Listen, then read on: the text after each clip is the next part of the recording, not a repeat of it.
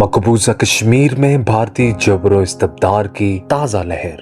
مقبوضہ جموں کشمیر میں بھارتی فوج نے سرچ آپریشنز اور کریک ڈاؤن میں شدت پیدا کر دی ہے، جس سے پورا مقبوضہ خطہ خوف و ہراس کی لپیٹ میں ہے۔ صرف چند دنوں میں سینکڑوں کشمیری نوجوانوں، طلباء اور عام شہریوں کو جبری گرفتار کر کے نامعلوم مقامات پر منتقل کیا گیا ہے۔ بھارتی فوج کے محاصرے اور گھر گھر تلاشی کے دوران خواتین اور بچوں کو بھی ہراساں کیا جا رہا ہے، جس سے انسانی حقوق کی سنگین خلاف ورزیاں سامنے آ رہی ہیں۔ حریت رہنماؤں اور سیاسی کارکنوں کو جھوٹے مقدمات میں پھنسا کر ان کی آواز کو دبانے کی کوشش کی جا رہی ہے تاکہ آزادی کی تحریک کو کمزور کیا جا سکے۔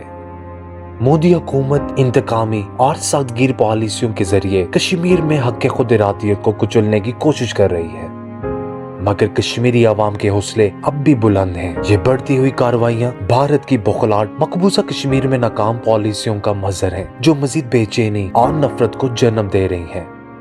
عالمی برادری سے مطالبہ ہے کہ وہ بھارتی ریاستی جبر کا نوٹس لے اور کشمیری عوام کی بنیادی انسانی و سیاسی حقوق کے تحفظ کے لیے عملی کردار ادا کرے۔